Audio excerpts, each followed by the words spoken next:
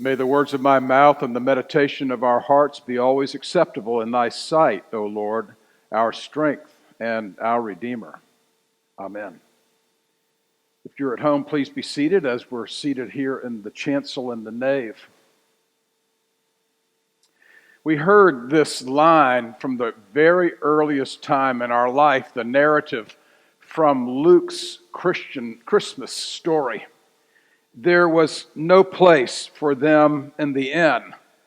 We heard that dramatically told in nativity pageants. The one we didn't know as well is from John's Gospel, which is our Gospel on this Sunday, the first Sunday after Christmas Day, when John declares he came to his own people, and his own people would not receive him. There was no place for them in the inn. He came to his own town, but they did not accept him, John's Gospel reads. There was no place for the Holy Family, we hear early in the narrative. We hear, however, they were near the inn, and that was enough for God's purposes to be revealed. Imagine then, Mary and Joseph have traveled the 90 miles south from Nazareth to Bethlehem. They're seeking a place, a shelter, if you will. It comes time for her to deliver. They're told those famous words. They are subjected to the back of the line, to behind the inn, to the back of the cave. But there in the back of the line, in the back of the cave, the life of the world was born. The Logos was made flesh. That eternal presence and reality of God was now in human form to relate in every way to us and to all of God's created order. Notice then in this narrative, John's and Luke's, Jesus starts out God's saving purpose from the margins, in obscurity.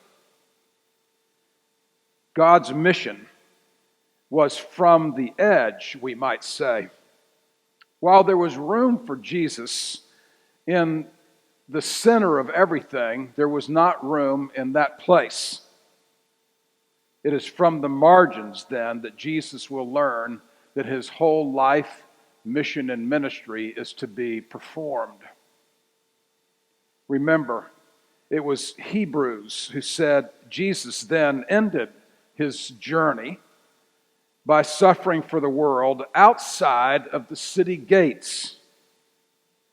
Golgotha, you may remember, was on the city dump, outside of the center of life. God saves us from the edge, from the margins, we might say.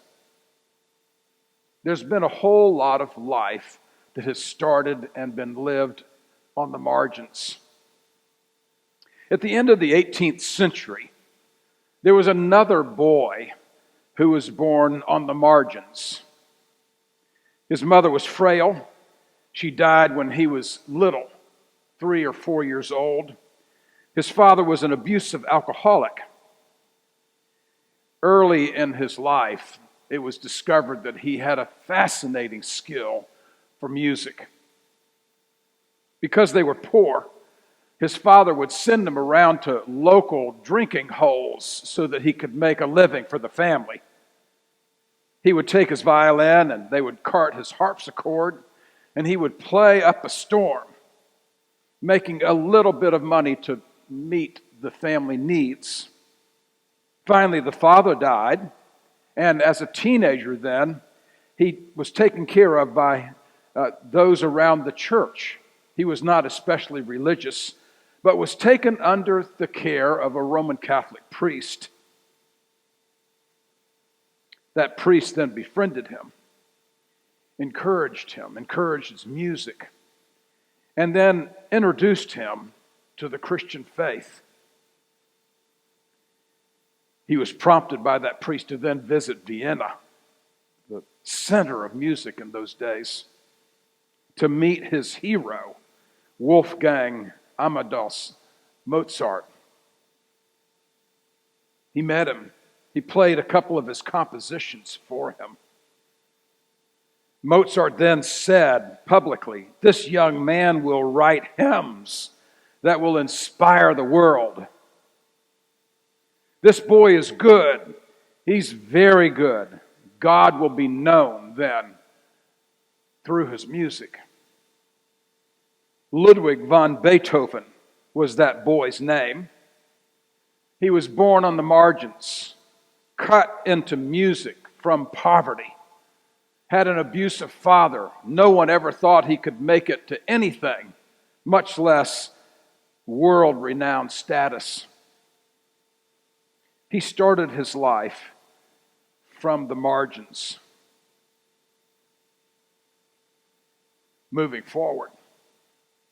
At the beginning of the 20th century, there was a young philosophy professor in Germany, declared himself an atheist. He served an old East Prussian college. No one ever knew of this place.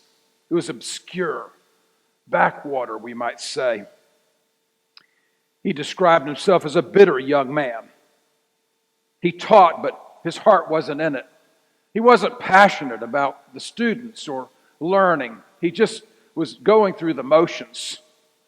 He didn't have really any sense of himself or of something larger than himself. As I say, he was an atheist, a convinced one, he said. He met up one day with a local Lutheran pastor and a Roman Catholic priest.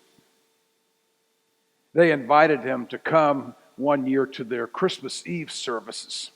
He quietly and graciously turned them down, said it wouldn't be right for an atheist to attend a Christmas Eve service. So he went off by himself that afternoon when the whole town was gathering a celebration and going to one of those two churches, part of the singing and the festive occasion, the Eucharist. He was wandering around the hills above the town, behind sort of the hedges. There was a tradition at the Roman Catholic Church that the young choristers would come out at the end of the service. They would light everybody's candles out in town square, and they would all sing together Silent Night. This young philosophy professor was caught by that moment of those choristers singing Silent Night, candlelit.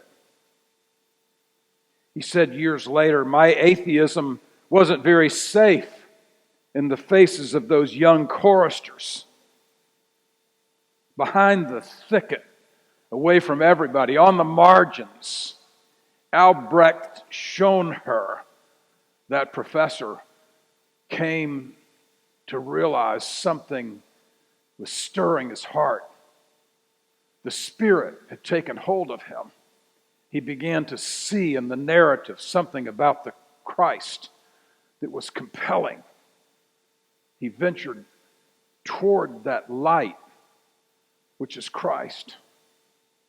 And then later, he was baptized, confirmed into the faith. He then, later, was Dietrich Bonhoeffer's right-hand person at the underground seminary at Finkenwalde.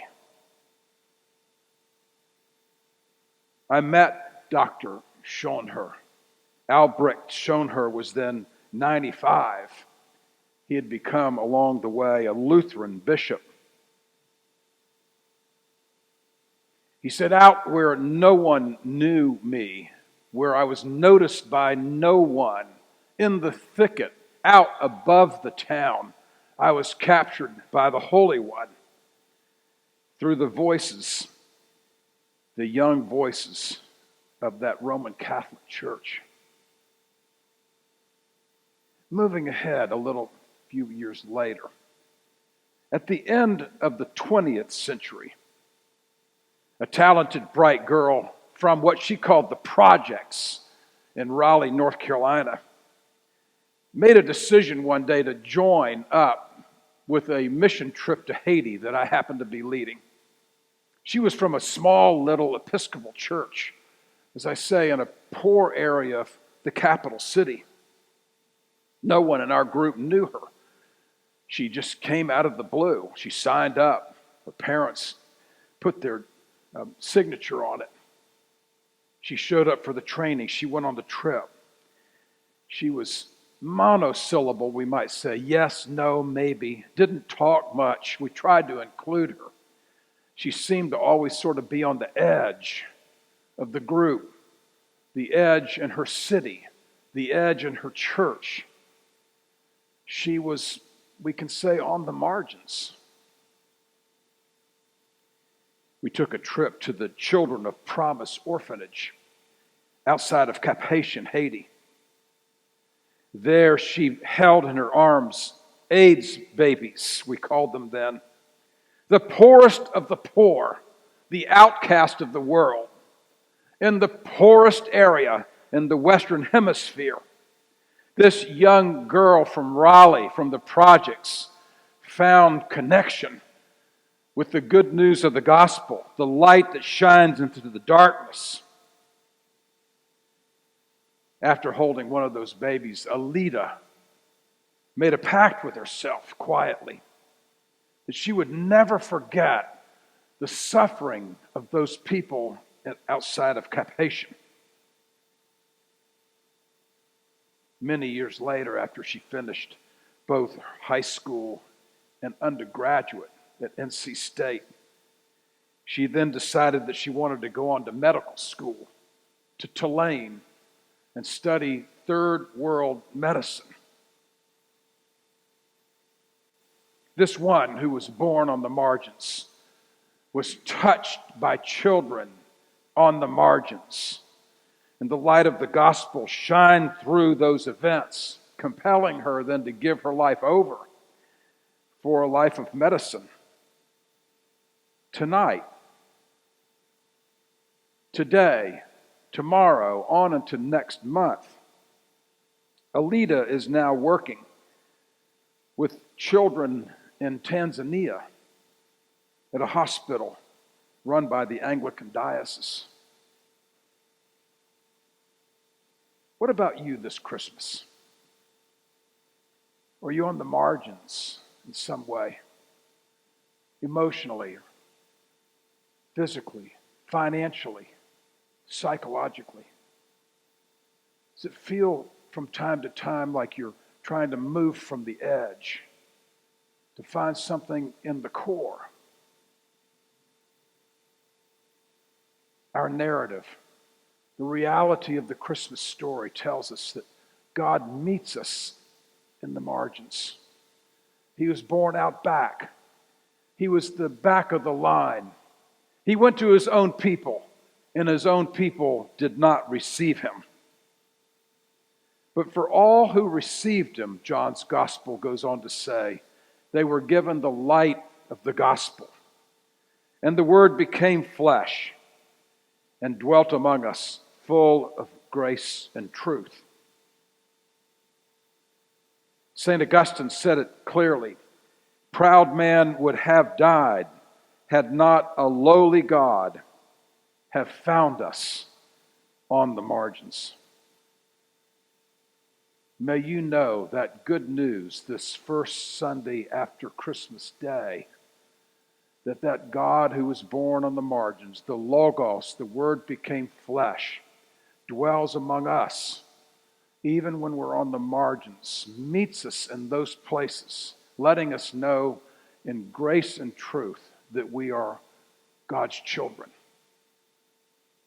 Amen.